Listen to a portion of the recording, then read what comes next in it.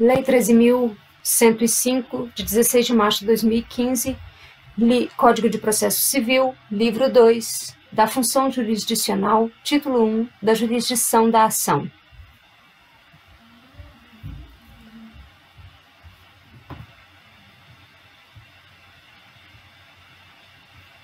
Artigo 16. A jurisdição civil é exercida pelos juízes e pelos tribunais em todo o território nacional, conforme a disposição deste Código. Artigo 17.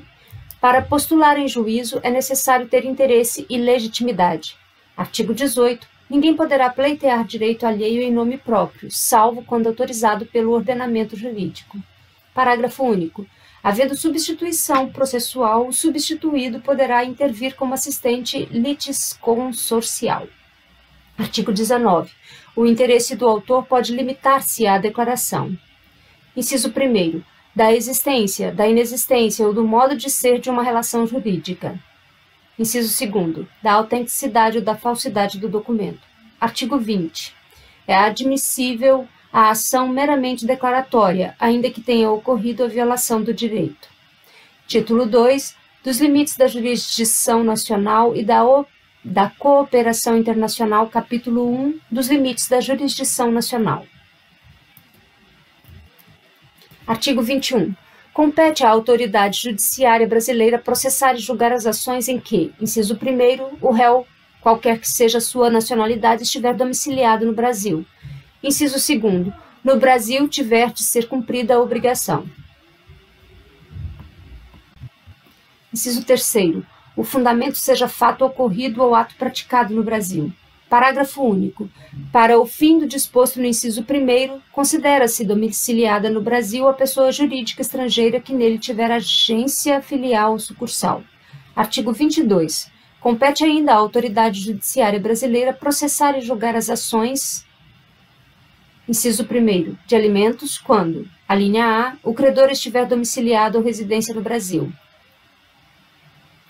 A linha B, o réu mantiver vínculo no Brasil, tais como posse ou propriedade de bens, recebimento de renda ou obtenção de benefícios econômicos.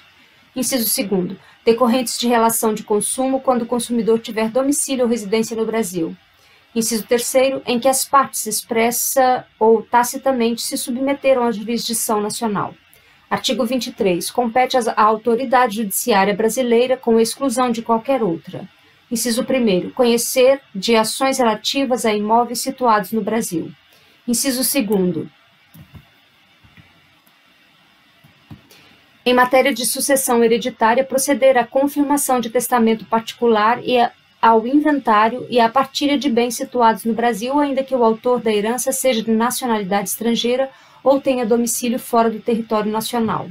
Inciso 3º. Em divórcio, separação judicial ou dissolução de união estável, proceder à partilha de bens situados no Brasil, ainda que o titular seja de nacionalidade estrangeira ou tenha domicílio fora do território nacional.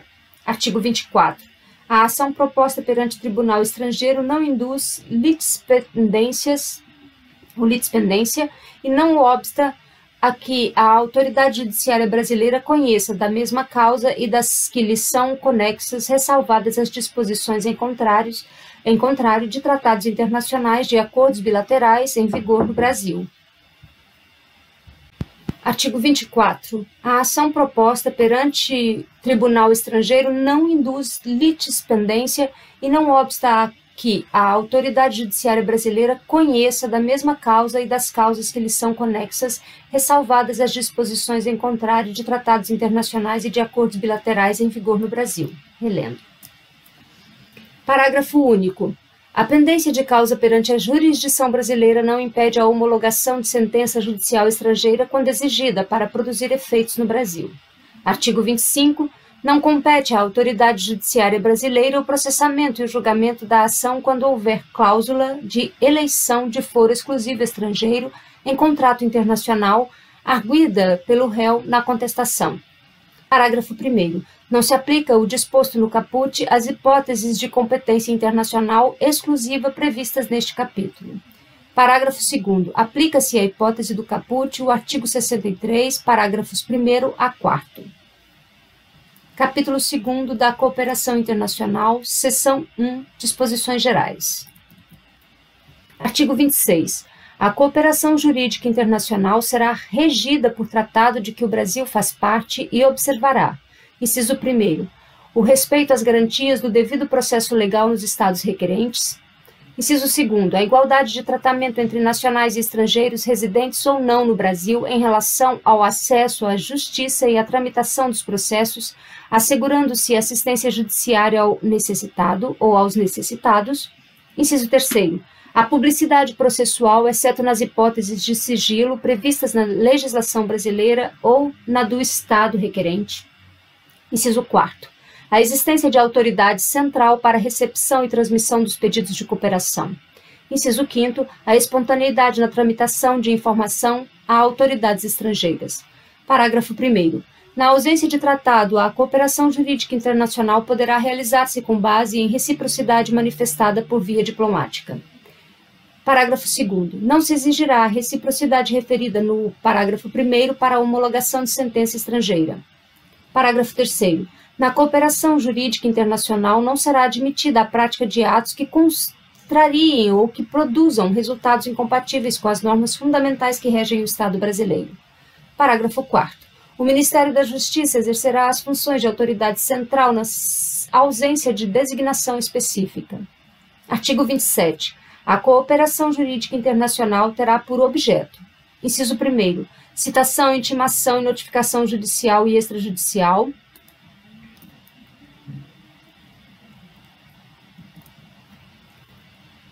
Inciso 2º, colheita de provas e obtenção de informações. Inciso 3º, homologação e cumprimento de decisão. Inciso 4º, concessão de medida judicial de urgência. Inciso 5º, assistência jurídica internacional. Inciso 6º, qualquer outra medida judicial ou extrajudicial não proibida pela lei brasileira. Seção 2 do auxílio direto. Artigo 28.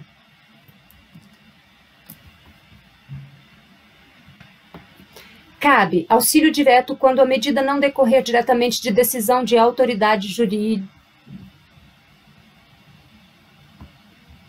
jurisdicional estrangeira a ser submetida a juízo de deliberação no Brasil.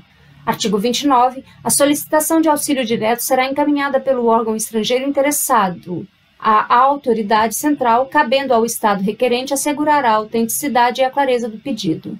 Artigo 30. Além dos casos previstos em tratados de que o Brasil faz parte, o auxílio direto terá os seguintes objetos.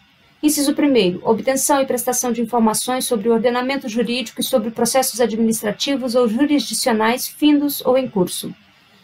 Inciso 2º, colheita de provas, salvo se a medida for adotada em processo em curso no estrangeiro de competência exclusiva da autoridade judiciária brasileira.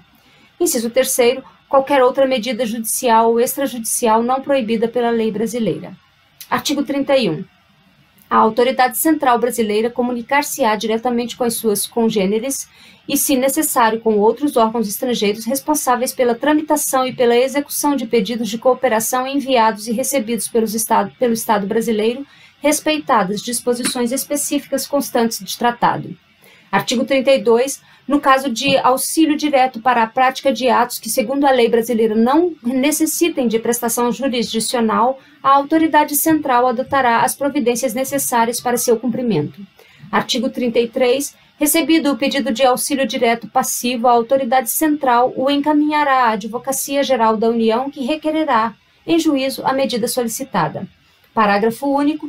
O Ministério Público requererá em juízo a medida solicitada quando for autoridade central. Artigo 34. Compete ao juízo federal do lugar em que se deva ser executada a medida apreciar o pedido de auxílio direto passivo que demande prestação de atividade jurisdicional. Seção 3 da Carta Rogatória. Artigo 35 foi vetado e já citado na mensagem de veto lida anteriormente. Artigo 36. O procedimento da Carta Rogatória perante o Superior Tribunal de Justiça é de jurisdição contenciosa e deve assegurar às partes as garantias do devido processo legal. Parágrafo 1º. A defesa restringir-se-á à discussão quanto ao atendimento dos requisitos para que o pronunciamento judicial estrangeiro produza efeitos no Brasil. Parágrafo 2º.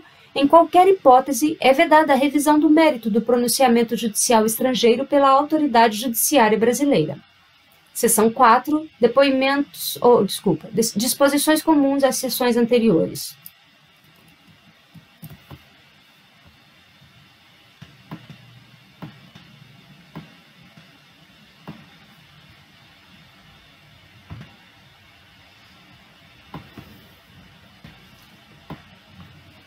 Artigo 37. O pedido de cooperação jurídica internacional oriundo de autoridade brasileira competente será encaminhado à autoridade central para posterior envio do Estado requerido para lhe dar andamento. Artigo 38. O pedido de cooperação oriundo de autoridade brasileira competente e os documentos anexos que o instruem serão encaminhados à autoridade central acompanhados de tradução para a língua oficial do Estado requerido. Artigo 39. O pedido passivo de cooperação jurídica internacional será recusado se configurar manifesta ofensa à ordem pública.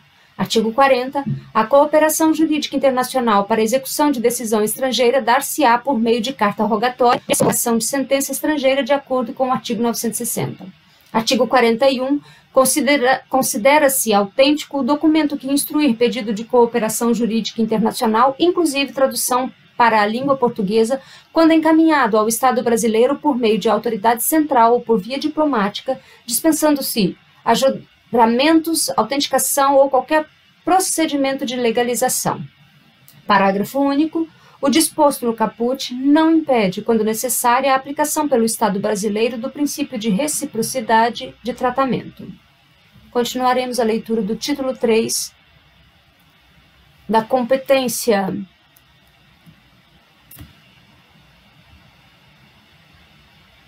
seção 1 no próximo vídeo. Até lá.